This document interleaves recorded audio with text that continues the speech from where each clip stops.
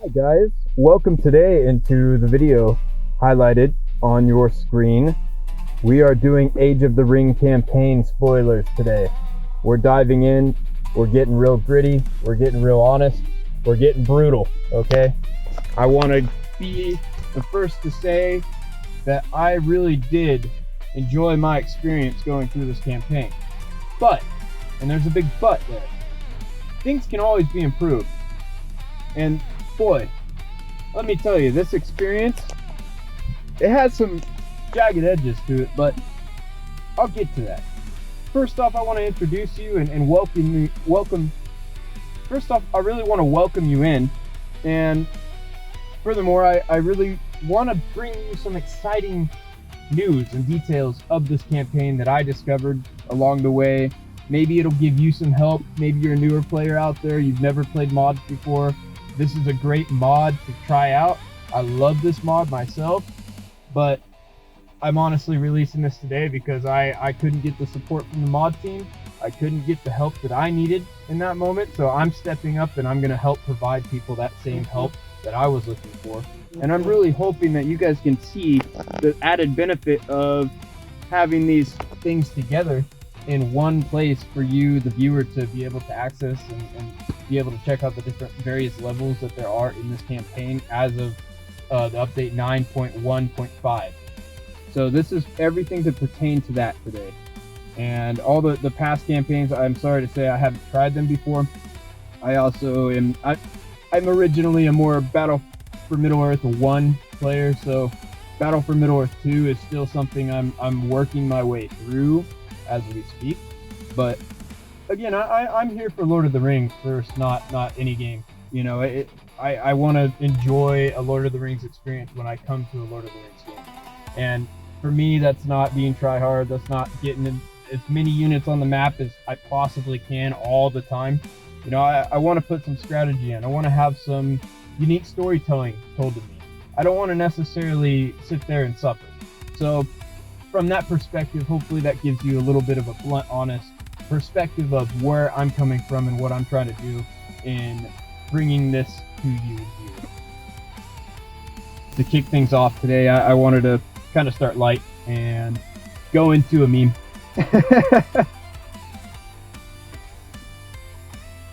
Photosynthesis, you know, the beautiful Shire plant life around us that are hobbits. Apparently, hobbitlings have photosynthesis.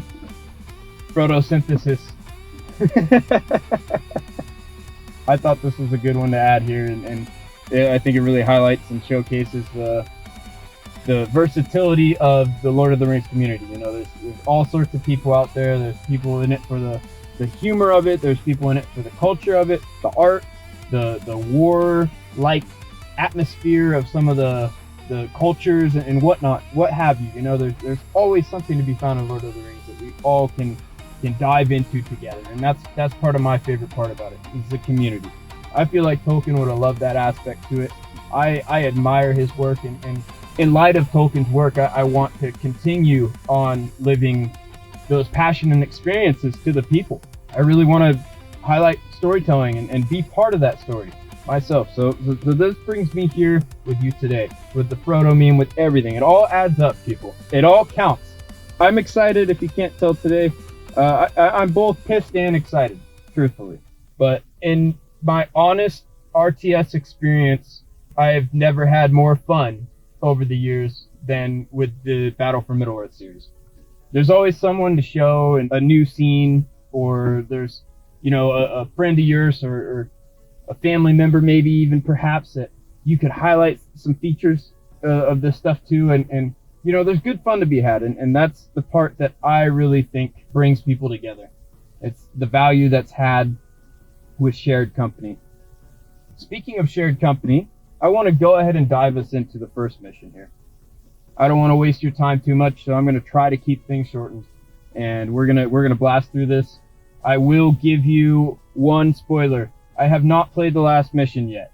I know, bad doing a review and not doing the last mission, but I'll be real with you. I had some issues with the mod staff before I posted this, and I went about looking into what that last mission was. since I've been playing the Hornburg actively, and I love it. I love Hornburg, but we'll get to that. The last mission is basically a ripoff, truthfully, of the Battle for Middle-earth campaign's mission of what goes on. And if you haven't done it before, I won't let you know. You know, it's again, there's going to be some spoilers, but that one I'll let you figure out on your own. And we'll kind of glide over it. But truth being, that's the only thing that I haven't played in this campaign. Everything else I have played. And I've spent 30 hours recently going through this. That's a grind of time, and I'm not really willing to go back through right now. Maybe, you know, in a future point in my life, but right now I just can't go back through and showcase some of this. I would have totally recorded things and showcased that along the way if I knew ahead of time I was going to be doing this. But, you know, from conflict comes inspiration. And now I'm inspired to make a new series on modded showcases, which is something that excites me. So I really hope that you enjoy this review that I have listed here for you, as I enjoyed putting it together. First mission, The Last Alliance. So basically I have these kind of divvied out into different sections for ratings. Now, 1 star is going to be your worst, 5 stars is going to be your best. It's a pretty standard system, but with this, you know, it's a little tricky when you're doing a showcase, and there's always moving parts with RTS, so there's a lot of factors to consider. But this was the best way I could list it out for the way I explain things. So first mission, of course, throws you in it. It's unique. It's got a little bit of difficulty to it, but not too much. The quality of life is there at an average level, I'd say. It's not really anything worth writing home about, but there's still some UI and certain things, certain abilities that they add into the campaign that I give them an average rating on all this. It's not bad, you know. The first mission gets you going, gets you into that Lord of the Rings campaign story, and they do a good job piloting that. You'll see along the way the story details don't go too low.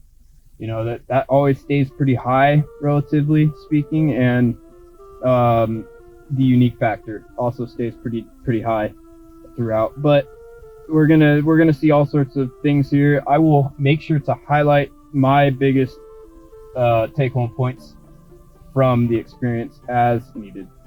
So mission 2, Shadow of the Past. I would say this one is where it gets real. You know, this is your first real mission. Now, you got to kind of work through the Shire and do certain things. And for sake of spoilers, I'm not going to get into too much. But I will say that, you know, this is the place where you're dealing with the riders. You end up going into Bree. You meet Tom Bombadil in this version, which I love. I love the fact that they highlight that as a prominent staple of the story. It's something, you know, that the Age of the Ring team does really well, is highlight facts within the series that can add benefit to the story actively. And fun for the viewer. You know, there are some fun characters that are added in because of this addition, you know, this addition of the campaign. So I commend them for doing that. The clarity of objectives here is a little confusing when you get to Bree. You know, I on a few of my playthroughs, I should say my replays of saves, I had to really look and pay attention in Bree as to what to do at first. I was really stumped when I first started into the campaign as to what they wanted me to do. You know, being a Battle for Middle-earth 1 player, I'm so ingrained on I have to find my building circle or what have you. And they were using an inn in that situation, and I wasn't prepared. I was frustrated that day. Came back to it later, and I saw the message pop up. So they do have a message. It's a little delayed and a little random, have you? But that's probably the game engine on that one. Some of these, I will admit, it's hard because of the game engine. You have to use arrow keys, for instance, to move around and different janky things. But again, from my perspective, as a mod team, they should know these kinds of things as dedicated players themselves and work around those rather than press those same grinding issues into the same player base that wants to support the team.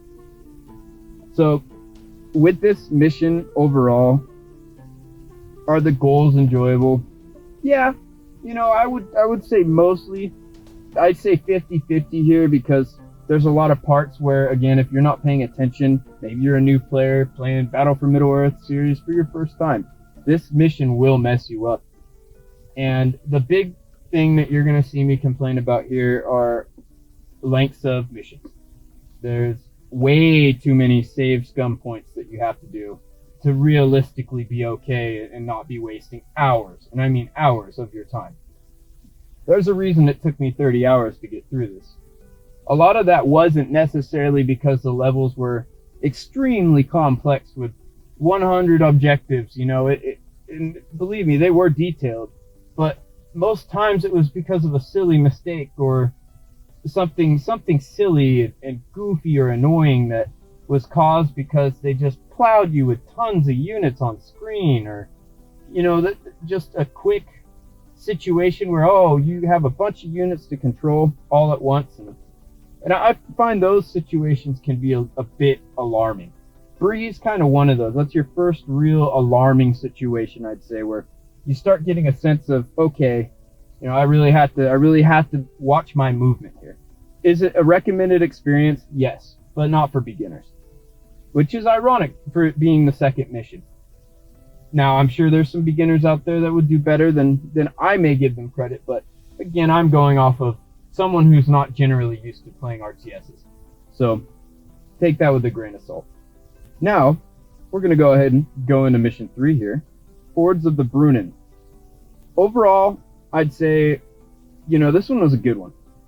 We had a lot of fun here going through, my friend and I, trying to defend the elves, and, you know, saving the fellowship, of course, in this level is a big part in the story transition of how they get out of the Shire and kind of the things that happen between the scenes. They add some story elements that I won't spoil right now, and that I do think add some flair to this mission. Because this is a player-friendly mission because this is a new player-friendly mission, I would recommend giving it a try. They did a pretty good job. And again, the goals here, I would say the enjoyability factor is mostly hindered by the fact that there's just so many units, and it's a little bit jarring for the time that they give you to prepare as a new player. So that's the part I would say it could be tough on a new player to find enjoyment in that. But I do think it's a healthy challenge, and they did a pretty good job on that level. So mission 4 here is the Treason of Isengard. We're going to fly through this one because there's not much to be said here. Quality of life, it's not available. There's really only a 1v1 that goes on in here.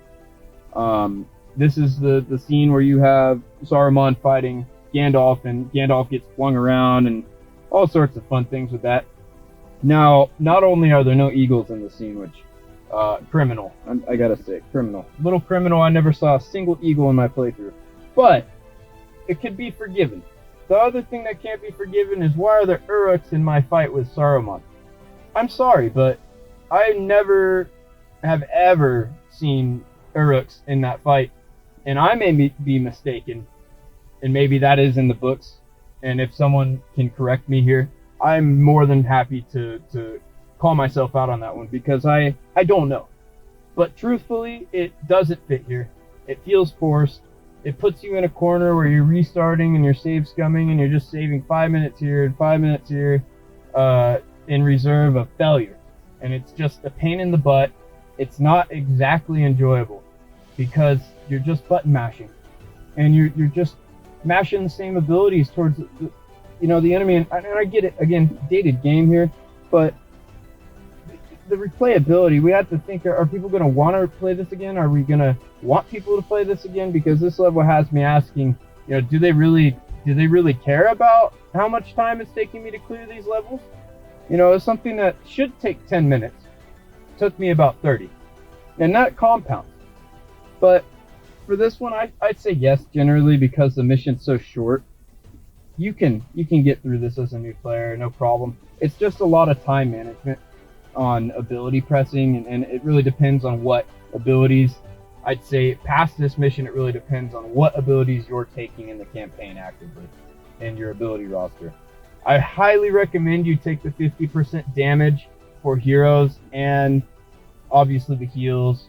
The buffs and debuffs, man. The buffs and debuffs in this campaign are gonna fly you over the top with mechanics that are frustrating, because there are some scenes that I just had no points. I had no abilities, and I had to struggle through. I had to really take my time and struggle through some of these, where I knew actively if I had just spent those 5 points, this scene wouldn't be nearly as bad as it felt.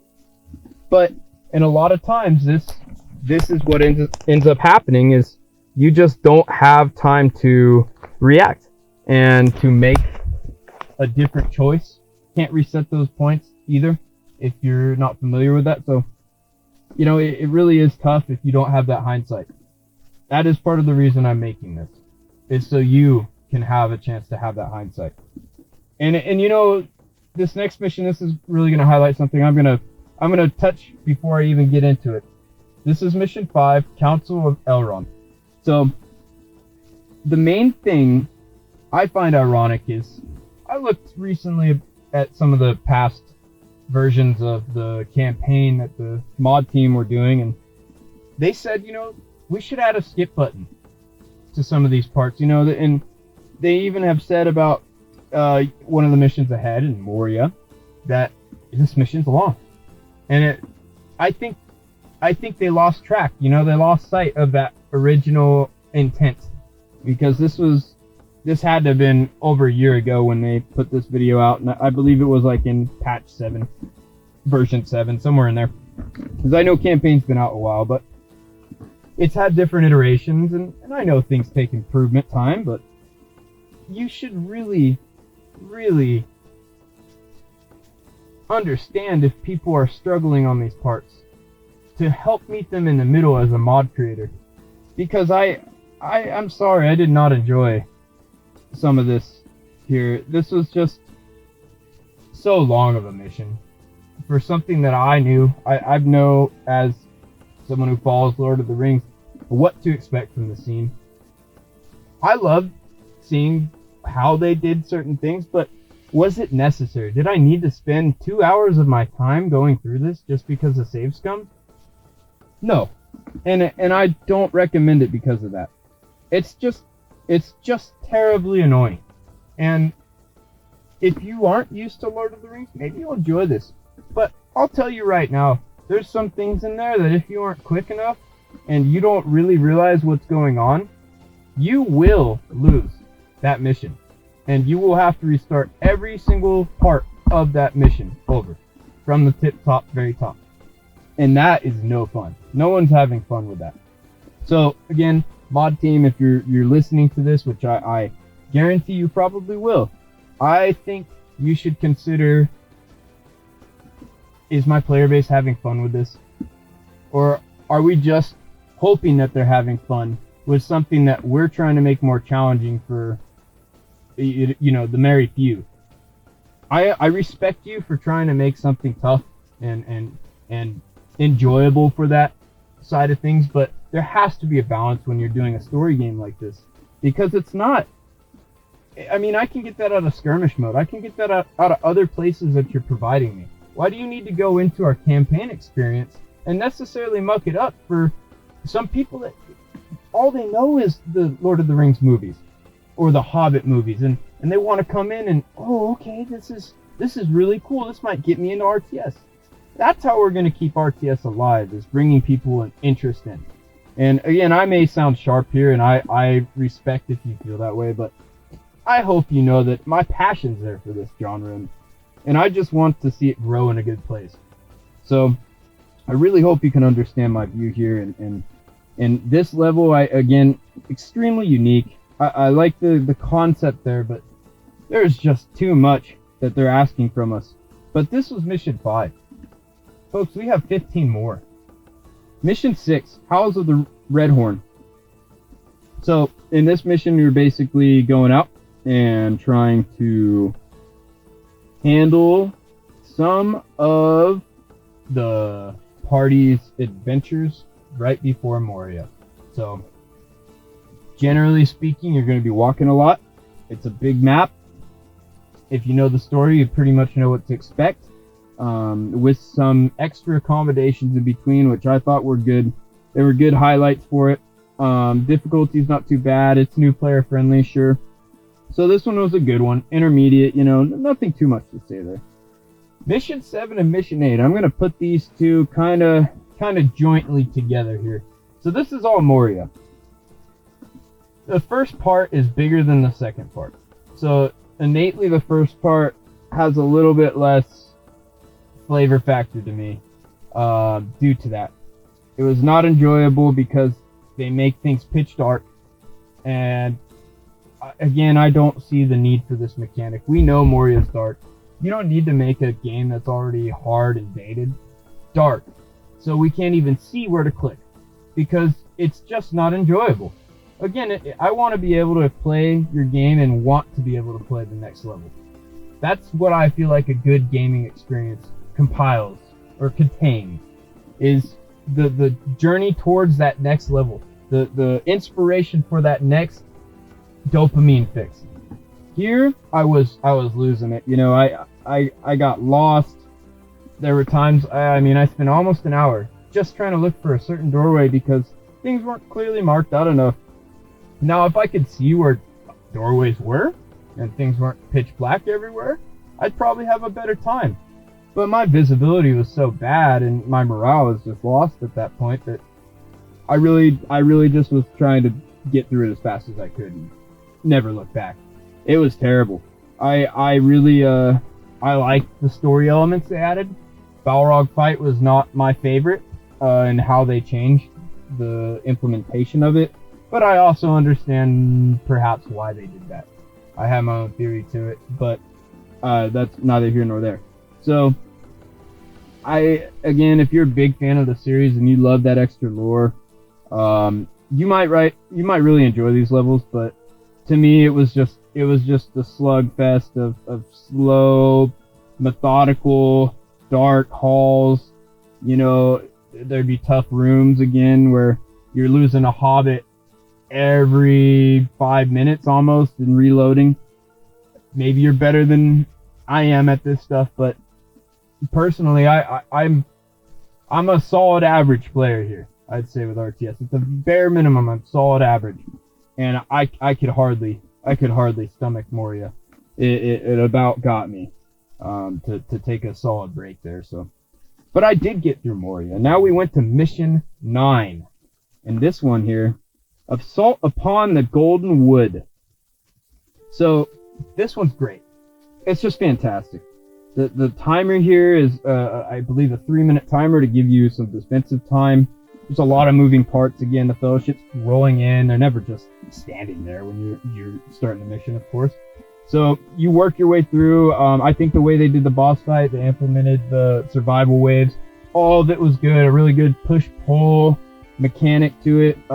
This is the kind of stuff I'm talking about. It's engaging. Makes me want to push forward because I'm so engaged here. And, you know, maybe I lose, but you give me so many options on how to win that I want to win. I want to figure it out. But it's not handholdy. It's not giving me all the information I always need. And that's something I love, is when an RTS lets you free. It lets you build that imaginative army or imaginative comp or, you know, imaginative strategy that you might field in your battles. Mission 10, Breaking of the Fellowship. One does not simply talk about this mission. Let me just talk about this. Boromir. Boromir is tragic in this.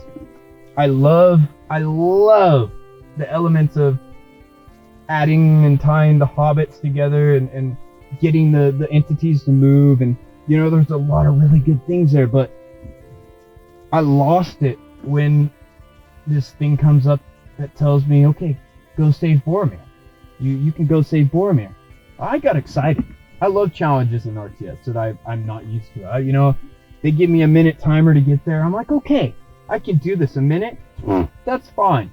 So I'm sitting there with my friend about by the 10th try of doing this and realizing within the first 5 seconds of getting there with Boromir that it was practically impossible of actually doing this on normal.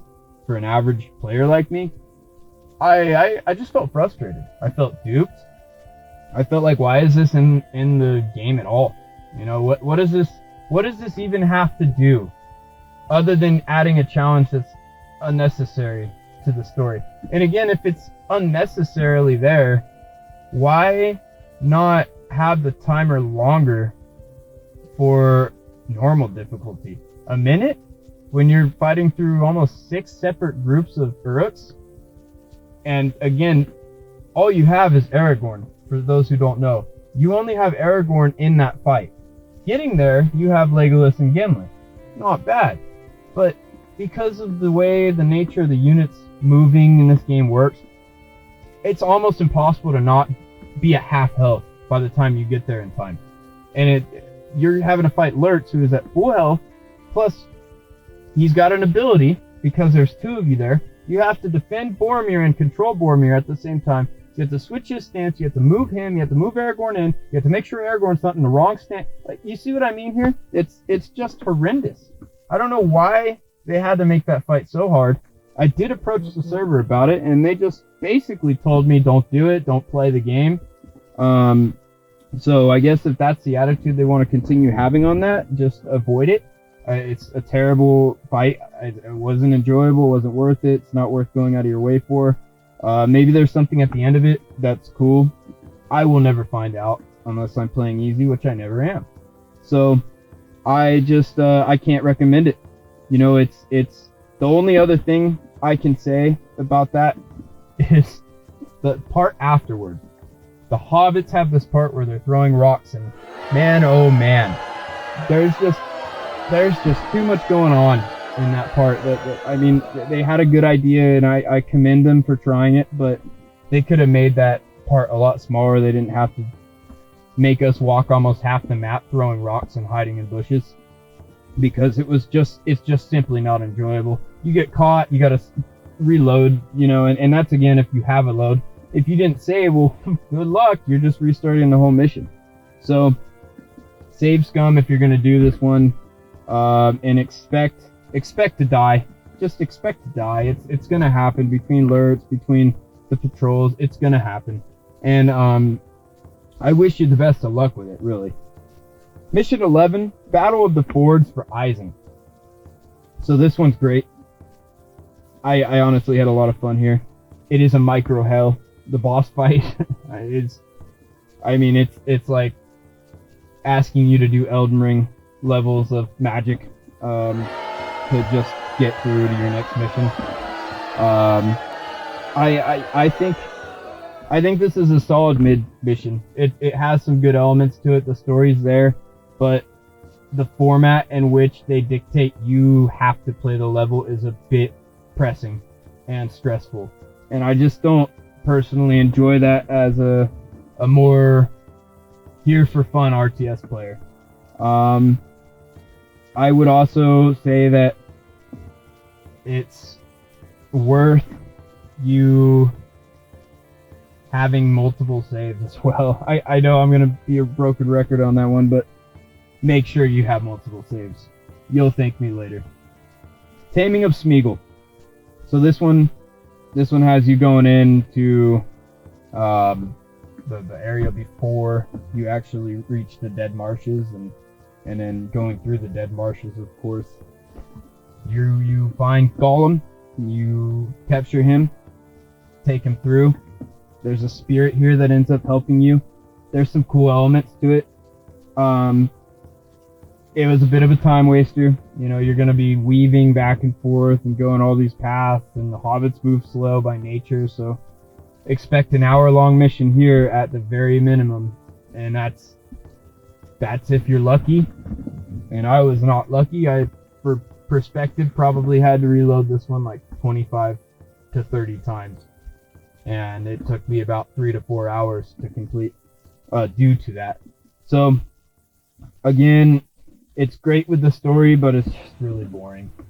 3 Hunters is a mission that has you trying to find the hobbits, and there's some good stuff here. I do think it's really micro intensive. There's an element in this campaign mission where you have to hold off these small little Rohirrim settlement places, and the enemies never stop, basically, and you're just suffering. You're not really enjoying the mechanic. It's too many it's too frequent of attacks for most of these situations. I just wish they would gear it down. They have some great scenarios, but I'm sorry, I don't want to be going back and forth on my screen every 10 seconds just to move my cavalry back and forth and try to run one unit of orcs over, because I can't leave a unit of peasants there, because maybe you'll send a unit of cav next time and run them all over. There's just too much diversity in the way that they throw at you. It's not fair as a player. I understand, again, it's not really a fair scenario in Lord of the Rings as a whole. They're dealing with dark times and harsh environments, but do we translate all those harshities into our gaming experience, or do we swallow a reality pill and just say, let's just cut a little corner here and give them a little bit more space to operate here how they want to operate as a player. That's about all I'll say for that one. You can kind of look into that one yourself. There are some more slow parts after it, and again, make sure you save here. There's going to be parts that frustrate you, and you will die. Battle of the Peak, Mission 14. This one, oh man, this is hands down, and I even put it down here. This is easily the worst mission. Period. There's goblins before you go to your Balrog fight, so you gotta wait till Gandalf recharges his health before you even go into the fight. And again, you don't have to, right? You could make a little save, but the first course in the first 10 seconds of the mission shouldn't be, oh, I need to make a save, because it's literally the first 10 seconds of your mission. Yeah, I just don't see the point in that. This should be a fight between you and the Balrog. The arena's terribly tiny. I mean, terribly tiny. And you have to reach these small circles that zap lightning, and they change positions. A lot of times they'll end up being right where the Balrog's standing. Again, luck of the draw. I understand having skills, but oh man, was that fight terrible. I mean, the Balrog comes out, he flies out of the arena. There'll be different orcs coming in. I think there's 2 or 3 waves of orcs that come in at various times, and they end up doing so much work on you if you're not careful, and you will die. You have to be ready for all these sequences of events. You have to have your abilities just right. They cut off some of your abilities, so you can't even use them in the fight. I mean, I put it here under replayability. It's unwelcoming. I played Elden Ring. I played some tough stuff. This is not a fight I had fun with. I had more enjoyable fights in Mega Bonk. And my friend who I just got into Mega Bonk, who doesn't play RTS, was laughing at me when I was trying to do this fight. And he said, "You're not kidding. Mega Bonk's even better with how they let you move around and whatnot." And again, I know it's dated. We all do. Then don't make the mechanics so punishing. Adapt to what the game provides innately. Don't force us all into this confined box of punishment because we want to play the story. I almost quit the campaign here. I probably had to reload another 20 to 30 times. And I easily spent 3 hours of my time just doing this Balrog fight. It is not a recommended level. And I just think it's something they didn't really need to have in there. That brings us into our next level. Ambush in Ithilien. If you're familiar with Battle for Middle-earth 1, this is basically the same thing as Faramir's ambush mission with the Mumakil. The ambush at the end, very similar. They have a lure mechanic in this. I really do like that.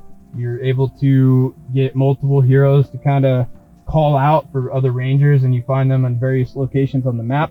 Thing I didn't like was, time suck. It's just, after so many time sucky levels, this one hurts.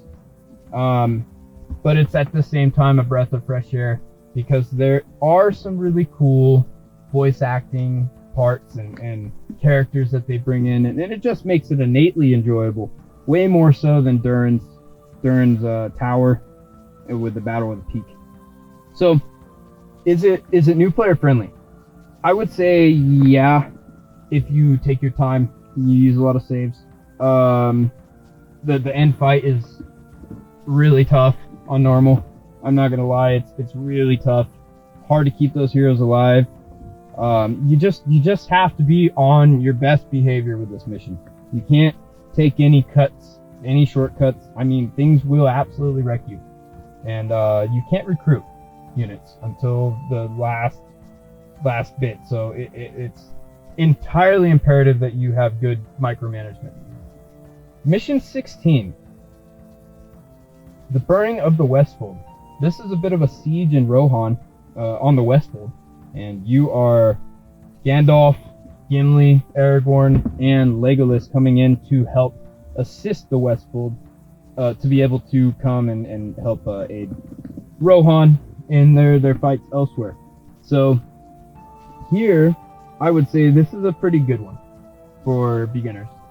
It's a challenging one, and you know, don't get caught off guard, but you have 3 sides of the city that are going to be under siege, and so long as you take time and you really think about your steps, the city's so big and everything, you have enough maneuverability.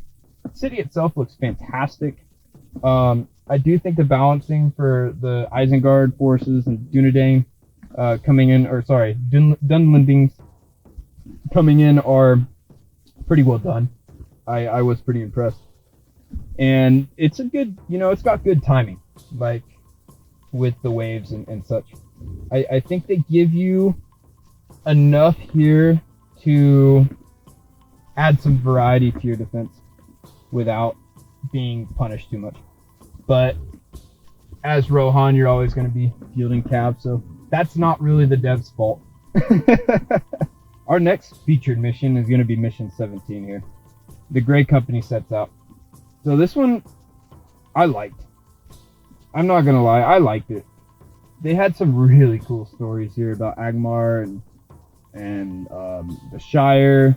They had one on trolls and the Troll Shaws, and then Fordorn, I believe, was the other one, the settlement of Fordorn that you have to go defend. And again, there's just a lot of variety there. I don't want to give you everything, but it's a long mission.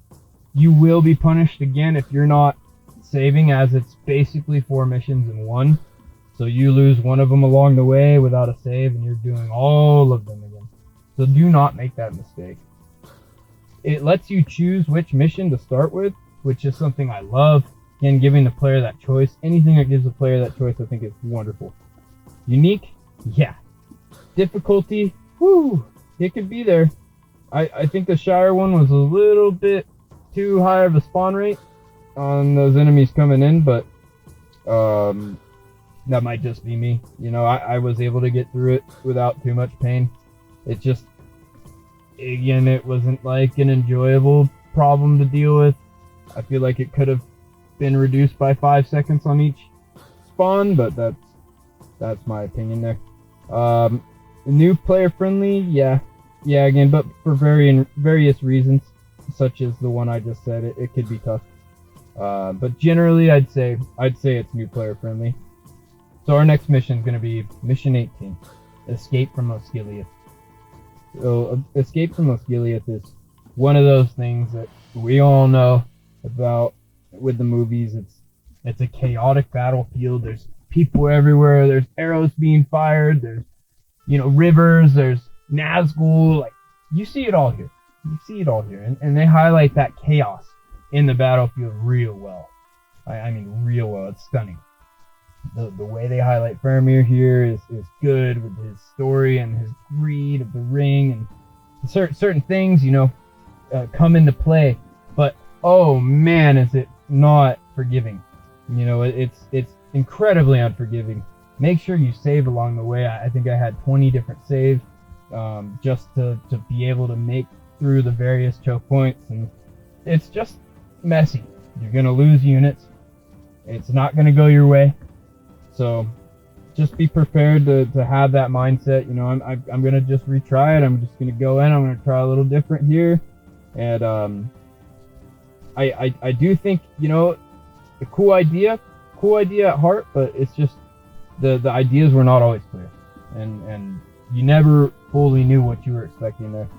There was one time I actually got one of my characters fully stuck because the game doesn't clearly demonstrate like the sequence of events of what it's asking you to do. So yeah, you just have to be really careful and make sure you don't lock yourself out of a save point. So the Battle of the Hornburg's our next one here. I think the rating speaks for itself. It's just a good mission. It's the reason we all grind through this to get through, right? We just want to get to this mission and the next one, the last march of the Ents. But we've already talked about that. But Hornburg is amazing. I mean, they have units on the walls everywhere. They have hints everywhere that can recruit units. You can put units into the armory. That the armory then is where you're able to upgrade things. But it's, you know, inaccessible from the front line. So it's or I should say it's less directly accessible for the front line. So in mid-combat, you're not really planning to go back there all the time. You know, it's really just that last hoorah, hey, here's the best I can throw out, here's the best Rohan can muster, and you get that feeling of, wow, they really give you that chance. They don't push you on the time. You have as much time as you want until you get through the quest. And they have audio from all sorts of different games. Lord of the Rings Conquest, Lord of the Rings Third Age, Lord of the Rings Two Towers. You know, it's wonderful. It's wonderful. And worth the hype. I really, really do give the team credit here for what they've done on this map. It's a wonderful masterpiece of development. And I hope that they take pride in it. I just would only say that the unit cap thing is a little weird with the archers, or who is it? It's the I think it's the peasants. Yeah, they have 30, and maybe that's because of the defense, you know, the repair defenses ability that makes them tougher. I could see that, but I personally thought it was a little weird. They weren't 20 population. Yeah, just let us build it up, man. Why do we always gotta be tryharding? You know, it's again normal difficulty. If I want to make it tougher on myself, I'll handicap myself a little bit, or maybe use less of them, and this is my own opinion on that one. That is a very marginal gripe. I just think that having the ability to choose between more cap and less cap, especially on Helm's Deep, would be an awesome setting to have. So maybe something you guys could consider, if you even consider it. But yeah, I really highly recommend everyone tries this if they can. And of course, I'm going to be providing those saves for anyone that needs it now in the Rebels of Chivalry server. So come on by and we will set you up. Mission 20, quick highlight. Ents. Need I say more? I think this one's great. So overall, we can go ahead and look at our campaign rating. I think they did a good job, but this should highlight, you know, the replayability is low, the difficulty's high, clarity of objects should, you know, realistically in a perfect world it should be 5. It hardly ever is. Of course, not bad. Quality of life, you know, again, what I said, they're better than worse, but it left me wanting more with some of the stuff that they were trying to do. It felt like it was a half follow through, and where I just wanted that full follow through, and or, you know, get rid of it. So options is the key word here. I think if there was just options, even if there was an alternative patch that that lightened up the campaign a little bit, I really think it'd be a good option. New player friendly? No. No. This campaign, you should go play Battle for Middle-earth 1. I mean, this campaign is not a new player's campaign. Yeah, some of the levels, sure, give it a go. But I would not say that this is easy for someone who's not used to micromanaging to fight through. My general recommendation with all this, generally yes, but save a ton. So thank you guys for listening. I really do appreciate all of it. All the support out there and the support from the Rebels of Chivalry server, as you guys have been inspiring me to keep going and push myself. I've been a little shy about recording lately, but I'm gonna change that. I'm turning over a new leaf, and we're gonna take Storm and take Crusade for modders out there. No mod is safe. I will come. I will critique. I will berate. I am in search of a better world for gamers. And I think this is part of that quest towards getting us there. Hitting the hammer on the nail. Driving deep into the core of what's needed most for building the good infrastructure that needs to be built and implemented into the future RTSs out there. What can we take from the old stuff? What can we take from these mods? What can we take from all this and compile it into a better experience for all of us? You know, you're not going to make a game that's perfect for everyone, but what elements can people grasp from this? What can they take from this? And again, what options can you as modders give the players? We're supposed to be a team here in the sense that modders need gamers to support their projects, and gamers need modders to support their games. So believe me when I say I respect and commend every modder out there for the work they do and the time they spend. But I just want them to be humbly reminded that that goes both ways, and players deserve respect of their time just as much as you deserve respect of yours. Thank you, folks, and I really hope that this gives you a hand in finding your journey. This has been Sir Camo Plays Modded, and this has been episode 1. Age of the Ring, Lord of the Rings campaign. It's been a ton of fun, guys. Thank you so much.